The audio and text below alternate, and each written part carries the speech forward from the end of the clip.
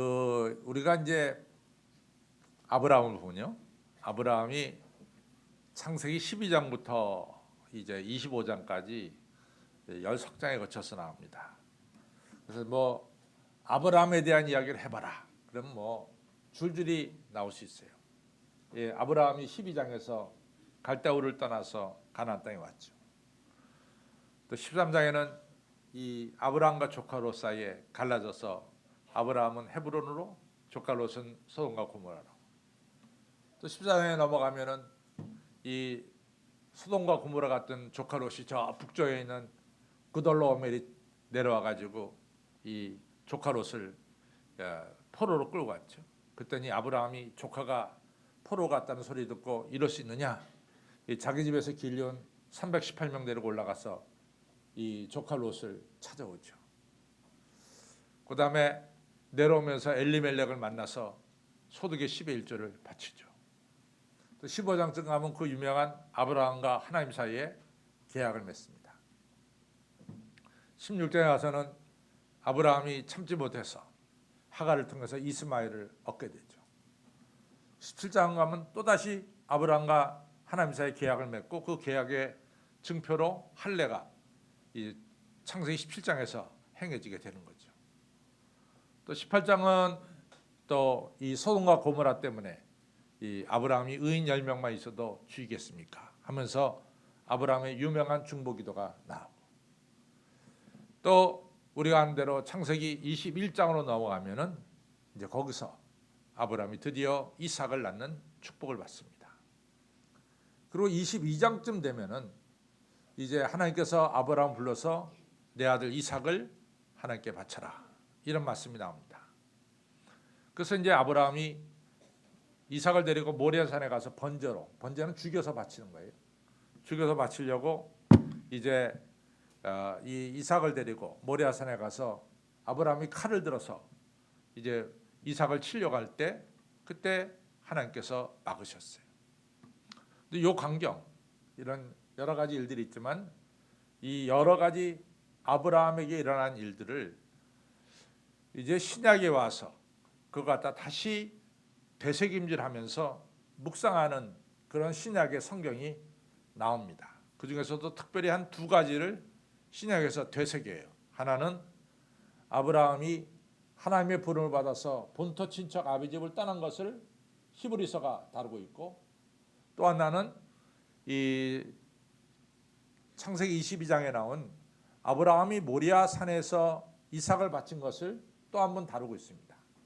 그것은 특별히 히브리서 11장 17절부터 19절에 나오는데, 이제 아브라함이 하나님의 명령을 받고 이 아들로 말미암아 바닷가의 모리아처럼 하늘의 별처럼 수많은 자손을 주리라고 약속된 그 아들을 아브라함이 하나님께 바쳤더라. 근데 그 바칠 때 아브라함의 마음속에 이 히브리서 11장 19절에 맞습니다. 아브라함이 이삭을 바칠 때 아브라함의 마음속에는 하나님께서 죽은 자를 다시 살리실 줄을 믿음이라라, 이 말씀을 분명히 하고 있습니다. 그러니까 이 아브라함에게 있어서는 아들, 100세에 난 아들, 눈에도 넣어도 아프지 않을 아들을 바칠 때 아브라함의 마음속에는 한 가지 분명했어요. 주신 하나님이 이 아들을 받으시고 또 살리실 것을 믿었다 이거죠. 근데 거기서부터 바로 십자가의 죽음과 부활이라고 하는 이 유명한 이야기가 거기서 나오는 거죠. 죽음과 부활. 그런데 바로 그 사건이 있고 나서 창세기 12장 16절에 보면은 하나님 뭐라고 말씀하냐면 내가 나를 가리켜 맹세한다. 하나님이 자기 자신을 두고 맹세한다. 그러시면서 말씀하시기를 네가 네 아들 독자라도 아끼지 않고 나를 바치는 것을 보니까 네가 정말로 나를 사랑하는 줄 내가 이제 알았다. 내가 틀림없이 너를 이같이 자손을 바닷가의 모래알처럼 하늘의 별처럼 많게 할 것이고 땅을 줄 것이고 네 많은 너를 대적하는 자들의 문을 네가 차지하게 될 것이다. 너 정말 복의 근원이 될 것이다. 우리 하나님께서 자신을 두고 하나님 자신을 두고 이 맹세하신 이 사건이 바로 아브라함이 죽음과 부활이라고 하는 이 귀한 신앙 결단을 통해서 하나님의 축복을 받게 됩니다. 그래서 창세기 26장에 가서 보면은 이삭이 나와요. 근데 이삭에 대한 이야기가 성경에 많이 안 나옵니다. 아브라함에 대한 이야기 많이 나오고 야곱에 대한 이야기도 많이 나와요. 근데 상대적으로 아브라함과 이삭과 야곱을 우리는 믿음의 족장들이라고 부르는데 상대적으로 이 이삭에 대한 이야기가 별로 안 나옵니다. 그런데 이 이삭에 대해서 뭐라고 말씀하냐면 내가 아브라함의 믿음을 봐서 네 아버지 아브라함의 믿음을 봐서 내가 너에게 축복한다 그랬어요. 그러니까 아브라함이 하나님께 바치는 죽음과 다시 사는 부활을 이같이 체험한 뒤에 아브라함의 가문은 확실히 변했어요. 축복의 가문으로 변했습니다. 새롭게 변화됐습니다. 죽음과 부활이 이처럼 우리의 생을 바꿔놓는 거예요. 주동 587년에 이스라엘이 이제 바벨론에게 망합니다. 그래서 사실은 597년, 587년 또 582년 1차, 2차, 3차에 걸쳐서 약 한 4,600명의 이스라엘의 지도자급들, 엘리트급들이 전부 다 포로로 바벨론으로 끌려가요. 다 끌려간 것이 아닙니다. 다 끌려간 것이 아니라 이스라엘 나라의 소위 지도자급들, 엘리트급들이 한 4,600명 1차, 2차, 3차에 걸쳐서 바벨론 포로로 끌려간단 말이죠. 그러다가 바벨론이라는 나라가 539년에 페르시아에게 망합니다. 페르시아가 그 지역을 통치하면서부터 페르시아의 그때 왕이 고레스라는 왕이에요. 이 고레스라는 왕이 이같이 중동 지방을 통치하는 왕이 되면서 내린 칙령 중에 하나가 뭐냐? 바벨론의 포로로 끌려온 이 포로들은 자기 고향으로 되돌아가도 좋다. 이런 명령, 이런 칙령을 내리게 됩니다. 그런데 그런 칙령을 받고 세 가지 형태가 나타나요. 어떤 형태가 나타나냐면 그래 나는 고향으로 간다. 고향으로 돌아가는 무리가 생깁니다. 또 하나는 나는 그래도 그냥 이 땅에 머물겠다. 그 땅에 머무른 사람들이 생깁니다. 또 제3의 사람들은 나는 이스라엘도 싫고 나는 이 바벨론도 싫고 나는 제3의 땅으로 간다 해가지고 애굽 땅에 있는 알렉산드리아로 많은 사람들이 갔어요. 이같이 이 여러 사람들, 이스라엘 사람들이 바벨론 포로로 끌려왔던 사람들이 여러 갈래로 흩어집니다. 그때부터 소위 말해서 디아스포라, 흩어진 유대인이라는 말이 그때부터 생겨나기 시작했어요. 그런데 성경에 나오는 에스더는 어떤 인물이냐? 에스더는 고레스 왕이 고향으로 돌아가도 좋다는 칙령이 내려졌을 때 고향으로 돌아가지 않고 그냥 그 가나안 땅에 바벨론 땅에 머문 사람들입니다. 바벨론 땅에 머문 사람들이 바로 이제 에스더예요. 근데 에스더가 아시다시피 친부모님이 일찍 돌아가셨어요. 그렇죠? 그래가지고 그의 삼촌인 모르드게가 에스더를 키웠습니다. 에스더가 잘 자라나서 그 당시의 왕인 아하스로의 왕의 부인, 왕비가 되는 거죠. 근데 이제 그 페르시아 왕국의 아하스로의 왕 바로 밑에 제2인자가 누구냐면 하만이라고 하는 자가 제2인자예요. 근데 하만이라는 자가 유대인이 싫었어. 한마디로 말해서 유대인이 싫은 거예요. 유대인 싫어가지고 유대인을 전체를 다 죽일 그런 계획을 세워가지고 그 조서를 만듭니다. 그 조서를 만들어서 왕에게 이 가모니설로 설득해서 왕은 뭣도 모르고 그 조서에다가 도장을 콱 찍었다고. 그래서 이제 우리가 39년에서 45년에 독일 나치스가 유대인들 갖다가 다 죽였잖아요. 홀로코스트 했잖아요. 마찬가지로 이 에스더 시대에 이제 바벨론 이 포로로 끌려간 거기에 남아있는 모든 사람들, 유대인들이 다 몰살당하는 그런 명령이 내려졌다고요. 그 다음에 하만이 특별히 유대인이 싫은 것은 모르드게라고 하는 유대인이 자기한테 절차를 안 해요. 너무 미운 거야. 내가 어떤 사람인데 이 페르시아의 제2인자인데 너 유대인 너 모르드게 나한테 제대로 잘 안 하느냐. 굉장히 기분이 나쁜 거예요. 그래갖고 이 모르드게 죽이려고 자기 집에다가 23m 장대를 달아놨어요. 저거다 이제 달려 죽게 한다 이거죠. 근데 이것을 갖다 모르드게가 알았어요. 그래갖고 에스더에게 얘기합니다. 큰일 났다. 우리 동족이 다 죽게 됐다. 너 왕에게 가서 이 잘못된 얘기를 분명히 전해야 된다. 그때 에스더가 뭐라고 말하냐면 아무리 제가 왕비라도 왕이 부르지 않으면 들어가기 어렵습니다. 만약에 제가 무작정 들어갔다가 왕이 금호를 보이지 않으면 저는 그 자리에서 죽습니다. 근데 왕이 저를 부르지 않은 지가 꽤 됐습니다. 그때 모르드게가 이런 말을 합니다. 야 에스더야, 네가 오늘 왕비가 된 것은 바로 이 때를 위함이 아니냐? 이 때를 위함이 아니냐? 네가 만일 왕한테 들어가지 않는다면은 하나님은 어떤 방법을 통해서도 우리 동족을 살려주실 것이다. 그러나 너와 너의 집안은 틀림없이 망할 것이야. 이런 이야기를 이제 모르드게 하죠. 그때 에스더가 그 얘기를 듣고 한 말이 있어요. 죽음은 죽으리이다. 저 따라 죽으면 죽으리이다.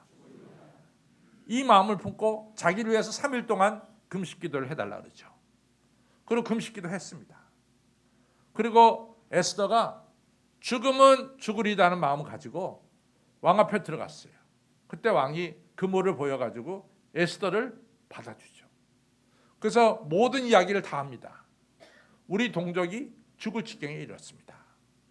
그때서 왕이 깨닫고 다시 조서를 씁니다. 그래서 이제 유대인들이 죽음에서 살아나게 되죠. 그 다음에 이 유대인들을 다 몰살시키려고 했던 하만은 자기가 세운 23m 장대에 그 사람이 달려서 죽습니다. 그런데 이것도 전체적으로 보면은 에스더가 죽음은 죽으리이다. 죽음에 들어갔다가 뭐요? 다시 살아난 역사가 일어났어요. 죽음과 살아남, 십자가와 부활이 이 사건에도 그대로 있는 거야. 죽음과 살아남이. 그런데 그 사건을 계기로 해서 아주 중요한 반전이 이루어집니다. 어떤 반전이 이루어지냐면은 에스더 8장 11절에 보면은 아하수로 왕이 유대인들은 함께 모여 살아도 좋다. 함께 모여 살아 좋다. 두 번째는 누구든지 너희 유대인들을 건드리는 자는 너희들이 그 사람들을 진멸해도 좋다. 너희들을 누구도 건들지 못하게 해라. 세 번째는 유대인들에게 존귀함과 기쁨과 즐거움과 영광이 있을 것이다. 바뀐 거예요. 그 사건 전에는 유대인들은 멸시받는 유대인이었어요. 그렇죠? 그래서 쉽게 죽일 수도 있었어요. 유대인들이 이 페르시아 사람들에게 절하지 않으면 죽을 수도 있었단 말이죠. 그전에는. 그러나 에스더가 죽음은 죽으리이다. 죽음과 이같이 다시 살아나는 부활의 역사를 거친 뒤에는 페르시아 땅에 살고 있는 유대인의 위치가 바뀌었어요. 이제는 자유를 누리게 되었고 자유를 넘어서 그 땅 안에서 존귀함과 영광과 기쁨과 즐거움을 누리는 변화된 신분을 가지겠다 이거죠. 십자가 부활은 이처럼 우리의 신분을 바꿔놓는다 그 말이죠. 2000년 전 십자가는 정말로 비참한 십자가였지. 로마 사람들은 절대로 십자가를 쳐다보도 보지 않고 밥 먹을 때 특별히 십자가 얘기하면 그 사람은 쫓겨나고 십자가는 사람을 죽이는 무시무시한 형틀이 바로 십자가였죠. 그런데 예수님이 십자가에 달려 죽고 그리고 부활함을 통해서 십자가는 더 이상 수치 십자가가 아니라 우리 교회 한복판에 걸어놓은 영광의 십자가로 바뀌었다 그 말이죠. 죽음과 부활은 확실히 우리를 변화시킵니다. 그래서 구체적으로 여러분과 제가 이 오늘 종료제를 맞이해서 십자가의 죽음과 부활을 통해서 우리가 변화된 게 뭐냐? 첫째가 자유입니다. 로마서 3장에 모든 사람이 죄를 지어서 의인 없다 그랬어요. 모든 사람이 죄를 지었으므로 하나님의 영광의 자리에 이르지 못한다 그랬어요. 말씀드렸듯이 아담과 이브가 욕심을 부려서 동산 중앙에 있는 실과를 먹어서 아담과 이브에게 이같이 하나님과의 관계 단절, 그리고 죽음이란 게 찾아왔고 에덴 동산에 쫓겨나는 이러한 비참한 삶이 이 아담과 이브에게 찾아왔어요. 죽음이란 게 찾아왔단 말이지. 또 이같이 적각거리는 가나안 땅에 들어가서 요단강 건너 여리고성 무너뜨리고 적각거리는 땅에 이 이스라엘 백성들이 들어가서 최초의 범죄자가 아간이에요. 아간 왜 죄를 졌느냐? 탐욕 때문에 죄를 졌다고. 그래가지고 아간이 그 죄가 발각되면서 아간과 그의 가족이 아골골짜기에 돌에 맞아 죽고, 그리고 이스라엘 백성들은 아이성을 점령하다 실패하고, 이같이 죽음이란 게 찾아왔단 말이죠. 그러니까 우리가 욕심이 잉태한 즉 죄를 낳고 죄가 장성한 즉 사망을 낳느니라. 이 줄들이, 저주의 이 줄이 계속해서 우리에게 이같이 우리를 얽매고 있죠. 저주의 줄이. 바로 이 줄에서 우리를 자유케 하려고 하나님 예수 그리스도를 보내셨죠. 그래서 요한일서 4장 9절로 10절에 분명히 말씀하죠. 하나님의 사랑이 이렇게 나타났으니 독생자를 이 땅에 보내심은 저로 말미암아 여러분과 저가 살게 하려 하심이라. 이것이 독생자 예수를 통해서 여러분과 저에게 죄로부터 자유를 얻게 한 거죠. 근데 중요한 게 있어요. 여러분과 저가 항상 외웁니다. 그가 찔림은 나의 허물을 인하며 그의 상함은 나의 죄악을 인하며 그가 징계를 받음으로 우리가 평화와 자유를 누리고 그가 채찍에 맞음으로 우리가 나음을 입었다. 이 이사야 53장에 나오는 이 말씀이 여러분과 저의 신앙 고백이에요. 그런데 문제는 정말 우리는 십자가 부활을 믿으면서 우리 마음속에 평화가, 자유가 우리 안에 깃들고 있느냐 하는 겁니다. 요한복음 11장에 보면은 아시다시피 죽은 나사로가 살아나요. 그렇죠? 죽은 이 나사로가 4일 됐어요. 그 무덤에 있습니다. 그랬더니 예수님이 나사로야 나오라 그러니까 죽은 나사로가 수의를 입고 그리고 나오는 거예요. 수의를 입은 채로. 여러분, 요즘에는 하도 장의가 발달돼 가지고 사실은 이같이 집에 상을 당해도 유가족들이 별로 손쓸 일이 없어요.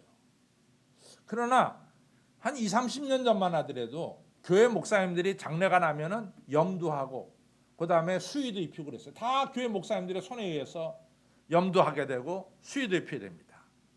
저는 여러 번 해봐서 잘 알아요.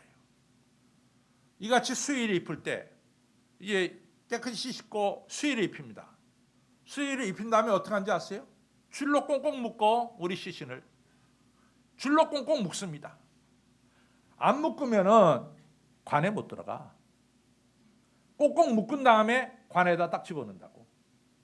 그 다음에 관에다가 집어넣더라도 이것이 이제 매장지까지 가는 동안에 이 시신이 관에서 움직이면 안 되니까 절대로 움직이지 않도록 여러분들 우리가 어떤 사람들은 뭐 더 좋은 거 쓰지만 되게 보통 장례식장에서는 화장지를 갖다가 다 집어넣어요. 그 틈틈이 집어넣어가지고 시신이 움직이지 못하도록 딱 묶어놓고 그 다음에 가서 매장하는 거예요. 그러니까 수의를 입고 있는 한 나사로가 수의 입고 이같이 걸어 나왔다고. 그게 편하겠어요? 불편하겠어? 죽지 않아서 모르겠어요. 죽어봐야 알겠어. 불편하지. 꽁꽁 묶었다고.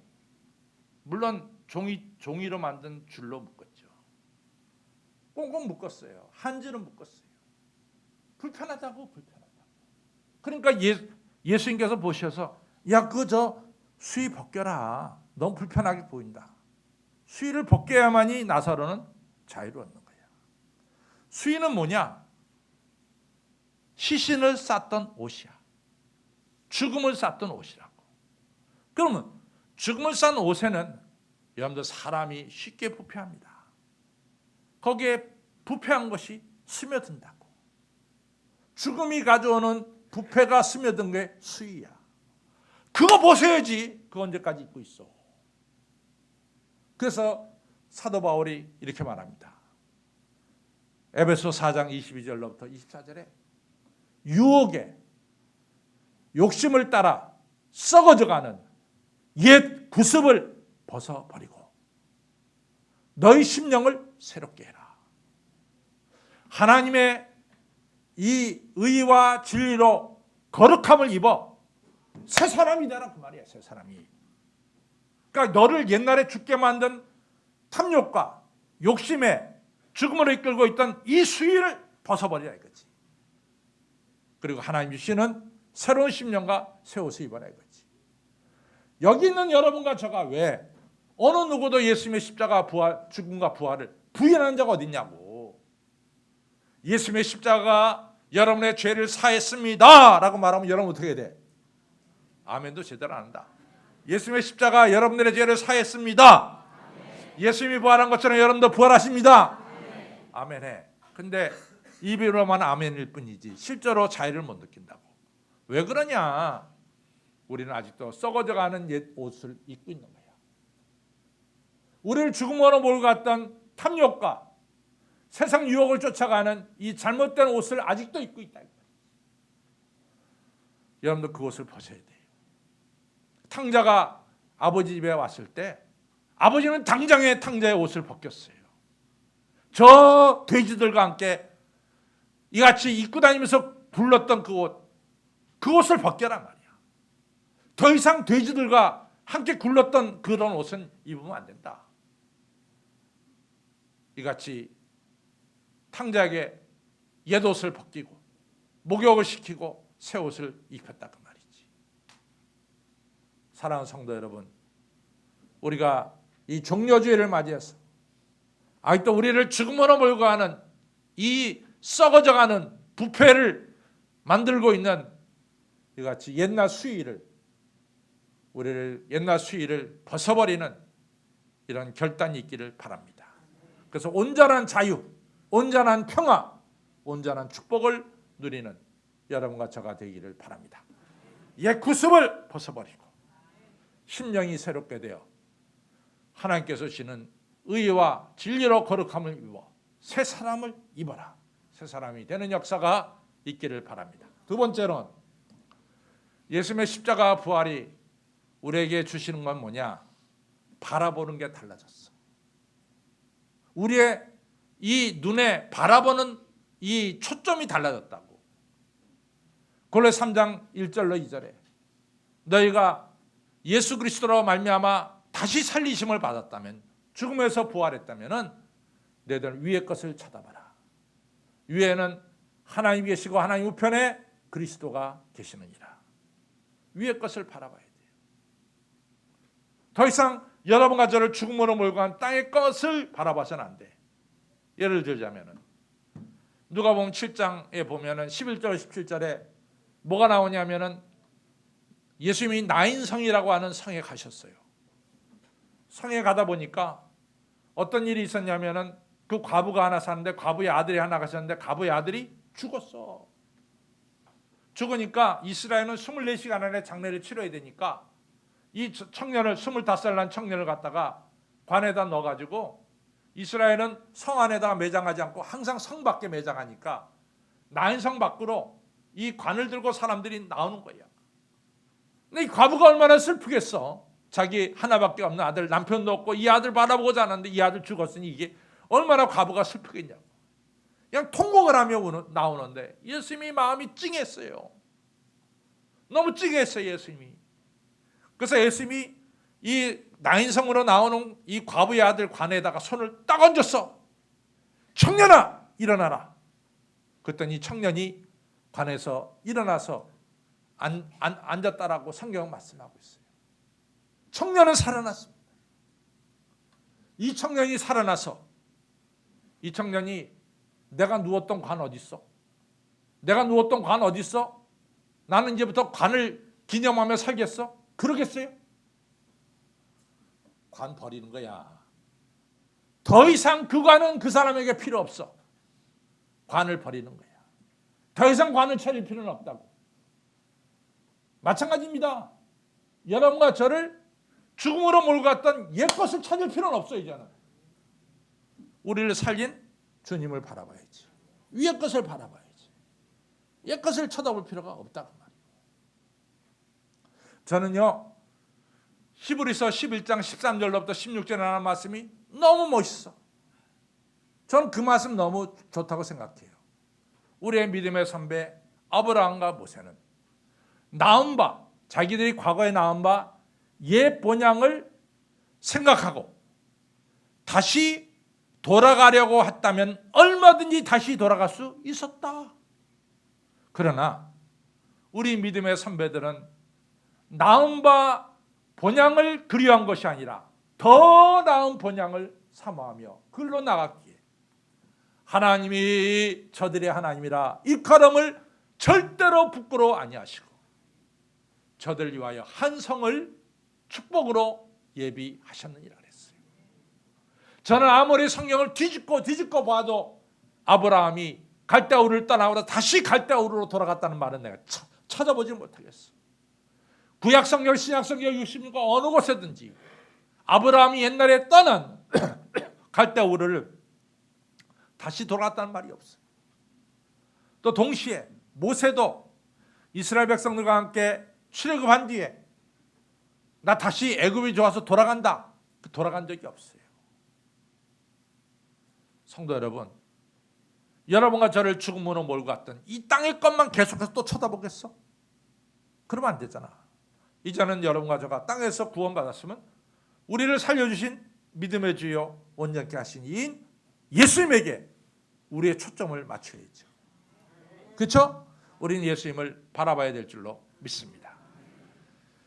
세 번째로 중요한 건 이거예요. 베드로가요, 마태복음 16장에 보면은 베드로가 예수님께서 내가 예루살렘에 올라가서 고난받고 이제 십자가를 지고 죽은 지 3일 만에 내가 다시 살아나리라, 이 말씀을 예수님께서 마태복음 16장에서 하셨어요. 왜냐하면 베드로의 신앙 고백이 너무 좋았어. 주는 그리스도시요 살아계신 하나님의 아들입니다. 그러고 나서 예수님이 앞으로 장차 일어날 일을 제자들에게 그때서 비로소 말씀하시느니라 성경은 그렇게 말씀하고 있어요.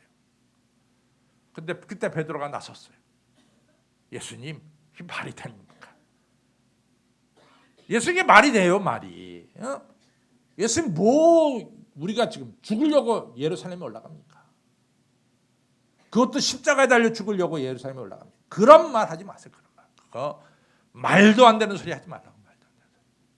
우리가 이같이 예루살렘에 올라가서 영광과 이같이 종기를 얻으려고 예루살렘에 올라가는 거지. 그래 십자가에 달려 죽으려고 올라가냐고 말이야.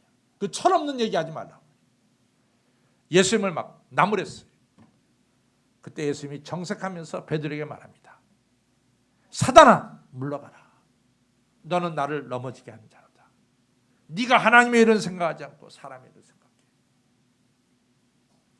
그러면서 예수님은 베드로에게 누구든지 나를 따라오려거든 자기를 부인하고 자기 십자가를 지고 따라와야 할 것이니라 말씀했어요.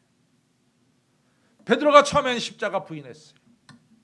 근데 사도행전 4장에 보면 너희들이 십자가에 못 박아 죽인 예수님을 우리 하나님이 살리시고 그 예수로 말미암아 내가 건강하게 되어 너희 앞에 섰느니라.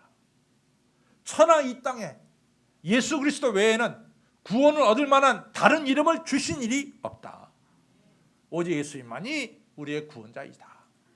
그러니까 이 산헤드린 위원들이 베드로를 붙잡고 때렸어요. 야 이거사, 우리가 얼마나 얘기했어. 다시는 입 밖에 예수님 이름 내지 말라 그랬잖아. 너 근데 또 예수 이름 또 그냥 때리는 거야. 베드로가 맞으면서 말합니다. 내가 이 세상에 살면서 당신들 말 들어야 돼요. 살아계신 하나님 말씀 들어야 돼요. 생각해봐라 말이야. 우리는 예수가 그리스도라고 하는 것 증거하는 걸 갖다가 우리는 멈출 수가 없다. 매를 맞고 나오면서 베드로가 이렇게 얘기합니다. 내가 주의 이름으로 능력받는 것을 영광으로 여겼더라. 십자가를 지고 하는 자가 됐어요. 십자가를 부인하는 자가 이제는 십자가를 지고 하는 자가 됐어요. 예수님의 십자가 그리고 부활을 증거하는 크리스천들은 이건 율법을 어기는 자다. 이래가지고 이잡듯이 잡아가지고 감옥소에 집어넣은 사울이라는 청년이 예수님을 믿고 나서 갈라디아서 6장 14절 나는 그리스도의 십자가 외에는 자랑할 것이 없다. 십자가를 자랑하기 시작했어요. 여러분, 우리가 예수님의 십자가 부활을 믿는 사람들은 십자가를 내 몫에 태워야 되고 십자가를 자랑해야 돼. 도대체 십자가를 목에 태우고 십자가를 자랑한다는 게 뭐냐? 첫째는 하나님의 은혜를 기억하는 거예요. 여러분과 저가 받은 바 하나님의 은혜를 기억하는 자들이 되시기를 바랍니다. 은혜를 잊어버리는 날 여러분들은 불평과 불만이 싹틉니다. 하나님께 받은 바 은혜를 잊어버리는 날 여러분들 믿음에 의심이 생기기 시작해요. 은혜를 기억하는 자에게는 감사와 찬송이 계속됩니다. 저 따라서 은혜를 잊어버린 자는 불평과 의심이 싹트지만 은혜를 기억하는 자는 감사와 찬양이 넘치리라. 아멘. 우리가 얼마나 은혜를 많이 받았어요. 하나님께 그 은혜 기억하는 게 십자가 지는 겁니다. 뭐 십자가 지는 게 뭐 딴 거 아니에요. 우리가 은혜를 기억하는 것이 십자가 지는 거예요. 십자가 지는 두 번째 뭐냐? 순종하는 거야. 하나님 말씀에 순종하는 거야. 여러분과 하나님 말씀에 순종하시기를 바랍니다. 십자가 진다는 것은 뭐냐? 이 시간 하나님 나를 하나님께 바칩니다. 이 예배 이 산제사로 나를 드립니다. 이같이 하나님께 나 자신을 바치며 예배드리는 것이 십자가 지는 일이죠. 변화되기를 바랍니다. 자유를 얻고 예수 그리스도가 나의 삶의 목적이 되고 내가 십자가를 지면서 은혜에 감사하고 그리고 여러분과 저는 말씀에 순종하고 나아가서 우리 자신을 이 예배 때마다 산제물로 바치는 거룩한 산제사를 드리는 우리 모두 되시기를 주님의 이름으로 축원합니다. 아버지 하나님 감사합니다. 오늘 청조주일날 이같이 십자가가 우리를 변화시킨 것을 다시 한번 되새겼습니다. 아버지 옛날 우리를 죽음으로 몰고 가던 수위를 벗어버리게 하여 주시고 온전한 자유와 평강을 누릴 수 있도록 도와주시고 뿐만 아니라 하나님 아버지 우리를 죽음으로 몰고 갔던 땅의 것을 쳐다보는 것이 아니라 우리를 죽음에서 삶으로 옮긴 예수 그리스도를 바라볼 수 있도록 도와주시고 아버지 하나님 이제는 십자가를 지게 하여 주옵소서. 우리가 십자가를 자랑하게 하여 주옵소서. 날 구원하신 예수님의 은혜를 기억하고 감사하며 예수님 말씀에 순종하며 오늘도 이 예배 시간에 주여 나 자신을 주님께 바칩니다. 바치며 예배드려 주님과 나와 하나 되는 역사가 예배 시간에 이 시간 있게 하여 주시옵소서. 예수님 이름으로 감사하며 간절히 기도로 싸움나이다. 아멘.